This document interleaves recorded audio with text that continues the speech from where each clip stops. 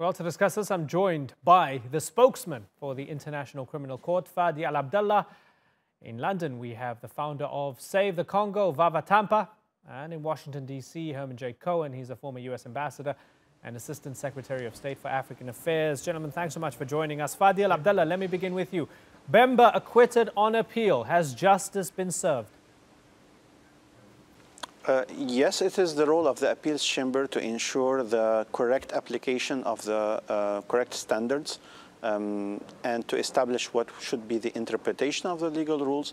So it's perfectly normal, and it's actually part of the guarantees for the fairness of the trials that a second degree, which is the appeals chamber, conducts properly its work. And Fadi, for those who look at it and they go 5 counts of war crimes, crimes against humanity, including ordering mass rape by a private army, looting, murder.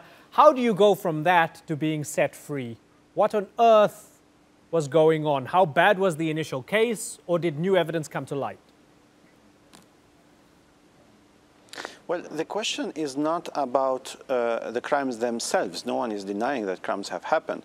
But the question is whether Mr. Bemba is responsible for it. And the responsibility of Mr. Bemba in the case was under what we call the commander's responsibility. So the question that was put first to the trial chamber and then to the appeals chamber is whether Mr. Bemba took all the necessary and reasonable measures to prevent or to punish the perpetrators that allegedly committed the crimes. So the evaluation of the trial chamber was that indeed Mr. Bemba did not take all the necessary and reasonable measures, while the appeals chamber found some errors in the reasoning of the trial chamber by saying that the trial chamber did not take into consideration certain important elements, like the fact that Mr. Bemba was in a different country than the troops, and that he asked the authorities of the Central African Republic to investigate these matters, and he took some measures in order to inquire about the crimes and so on. So the appeals chamber had a different interpretation and indicated that these elements should have been taken on board by the trial chamber. And since these errors have affected seriously the decision of the trial chamber, then it decided to reverse it and to enter an acquittal. So Vava Tampa, yes, those terrible things happened, unspeakable, horrible crimes, but according to the appeals chamber, it wasn't absolutely clear as to whether Bemba gave the orders or not, and that's why he must be a free man. You think, what about that? Well, I'll tell you what, I think Mr. Abdallah has left some of the truth out. What is absolutely true, what I absolutely agree, is the ICC is there to absolutely do justice. And what the appeal chamber said also is that what is absolutely true and factual is that those crimes were committed.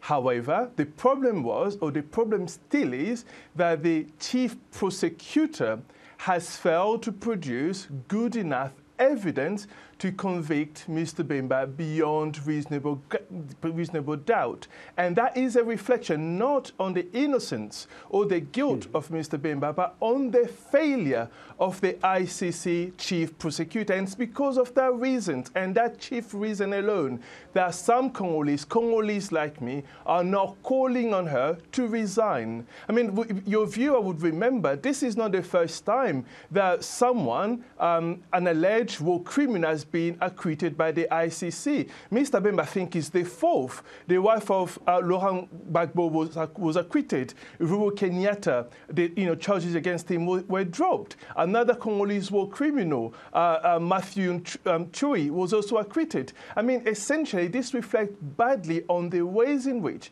the chief prosecutor has been building cases to present to the ICC. And because those people have been acquitted, it means they can never be tried again on those those specific charges, which essentially means that victims have been denied justice. On those grounds, she cannot remain, she has to go. It's that clear. Okay, Herman Cohen, did they make the right decision at the appeals court? Well, I'm not a judge. I didn't read the evidence, but what I was thinking was whether or not he was guilty. He had already spent 10 years in custody, and I said that for the crime for which he was accused, I think 10 years was enough, because my interest was that he should return to Congo during a transition period. He is the political leader of a group of ethnic communities that is about 60% of the Congolese population.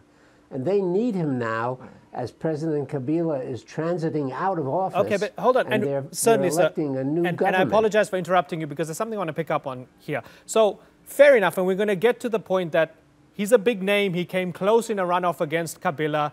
Kabila's been wanting to hold on to power for a long, long time. That's undoubted, right?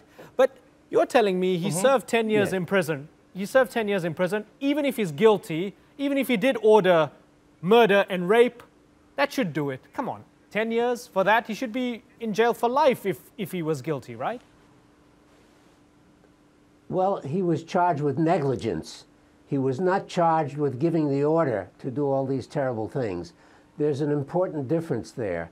And I think the charge of negligence, 10 years in prison, is sufficient. You can argue with that, but I think it was enough. Okay, Fadi Al-Abdallah was 10 years in, I guess, in the final analysis, when we look at it, he spent a decade in prison. And even if he was somewhat guilty of negligence, would that have been enough to fit the crime of negligence?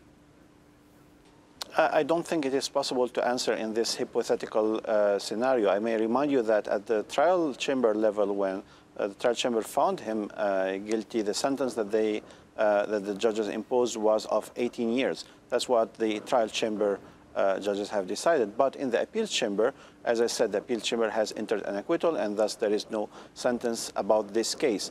I just wanted to remind that Mr. Bemba is also involved in another case before the ICC where he has been actually convicted, and this is final, that he has been declared guilty for offenses to the administration of justice, interfering with witnesses and soliciting false testimonies and so on. And this different case, as I said, it's final. We are just waiting for the sentence that can go up to 5 years and cannot go beyond that. Yes, so that separate case, convicted for bribing witnesses during his war crimes trial, and he's awaiting sentencing then. So, Fadi, let me ask you, in any way, is the credibility of the court in question when we look at it from the outside? Here's a guy who's convicted of bribing witnesses in the war crimes trial.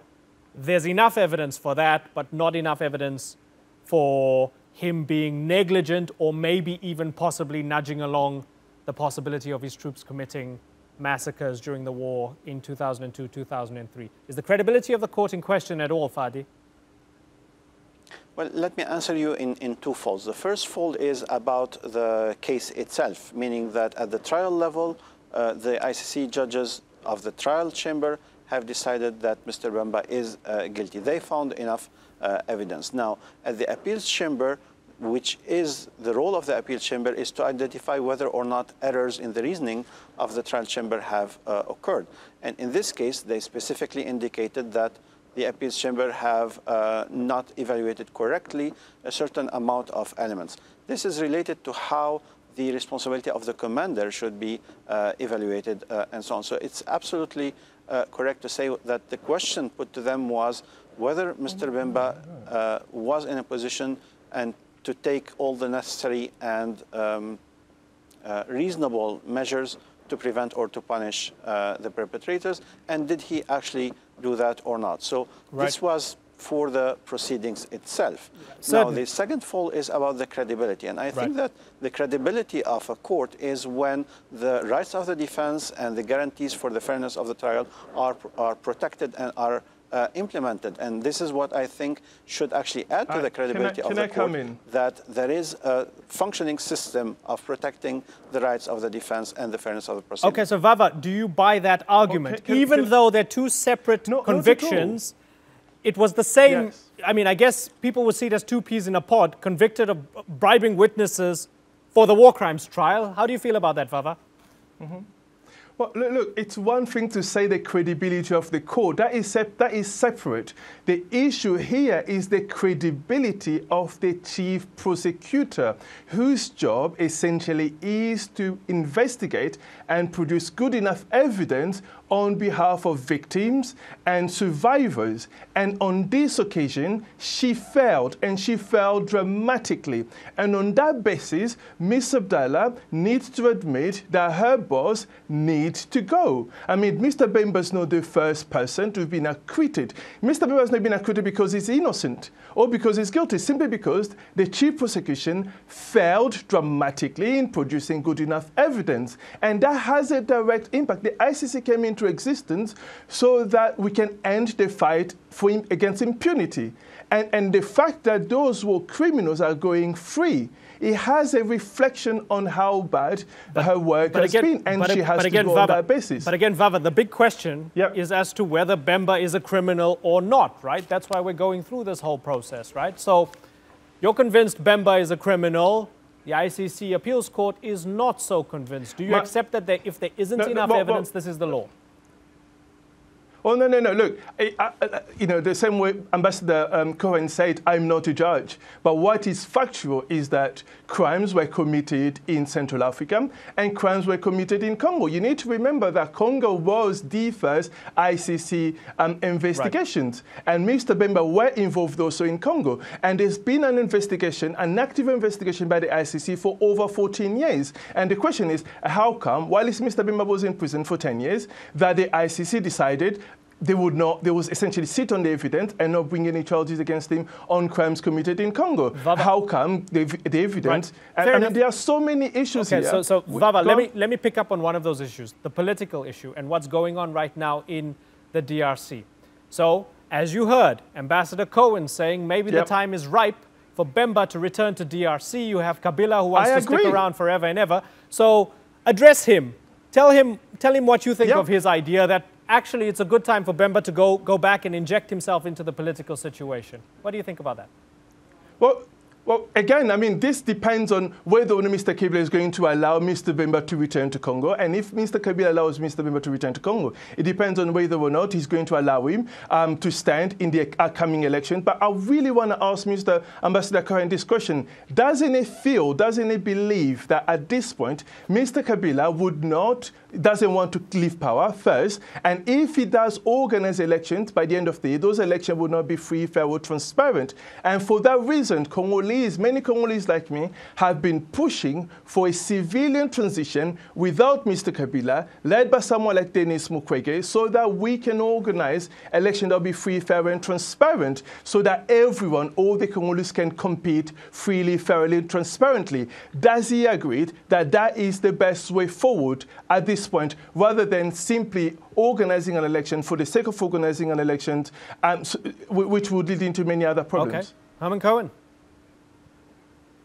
Well, I am convinced that President Kabila has felt the pressure from Ambassador Nikki Haley at the United Nations, from President Lourenço of Angola, that he must leave power as the Constitution stipulates.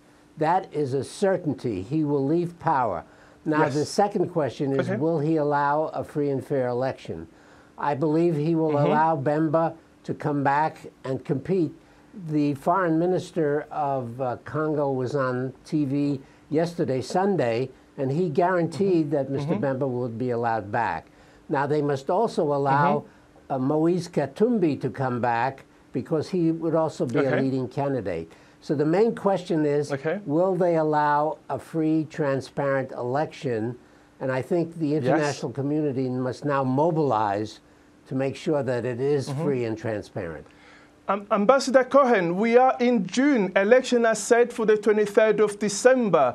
Diomi Ndongala, Frank Diomo, Muyambo, Jekoko Mulunda, some of the names of the opposition leaders are still in prison. Over 100 of my colleague, pro-activists, pro-democracy activists are still in prison. Lunkulula was killed on June 10th in Goma simply for standing against Kabila. Do you really still believe that we are in June, election for December, we are not allowed to take onto the street, opposition is still in prison, activists are still in prison, we are being killed every day on the street? Do you still believe that Mr. Kabila, even if the international community says so, would organize free, fair, transparent elections? I agree with you. I'm very skeptical, but they will be free and fair. But one thing that Mr. Kabila must understand If there is fraud, he cannot hide it. We will know about it, and we and the president of Angola and other surrounding countries will act against him. It will be declared illegitimate. Vava, give me a second here, because I've got to wrap, right? I've got to wrap, but I want to kind of bring it back to the beginning here and circle back to international justice here and ask Fadi Al-Abdallah a very difficult question here, Fadi. My apologies in advance. Now, I just read an International Crisis Group report on the acquittal of Bemba, and they called it the Bemba earthquake. And they speak about the potential for political violence, Fadi. If Bemba is allowed back into the country, there might be trouble in DRC now that he's been acquitted, because a lot of people feel there's impunity. As somebody who's a spokesman for international justice or international law, does international justice have an opinion on that, given that there are ramifications to this acquittal? Or do you have to step back and say, sorry, the law is the law, what happens afterwards is really none of our business? What I think is that actually we need to maintain a very strict separation between what is political and what is judicial. If for justice we will need to start taking into consideration political matters, we will be attacked from all sides and justice will not be served, actually. On the other hand, I think that political powers should also respect national and international justice, cooperate, facilitate the investigations and the defense inquiries and so on, to ensure that truth is revealed, that justice is served. I think that it is for politicians to handle the political tension, while for justice is to decide on what is the truth and where there are enough evidence to establish beyond any reasonable doubt the guilt of someone, then the judges can actually decide that this person is indeed guilty. Okay, interestingly put. Unfortunately, we're out of time, but it was really good getting all your perspectives. Fadi Al-Abdallah, Vava Tampa, and Herman J. Cohen, Mr. Ambassador, I thank you all for joining us here on the Newsmakers.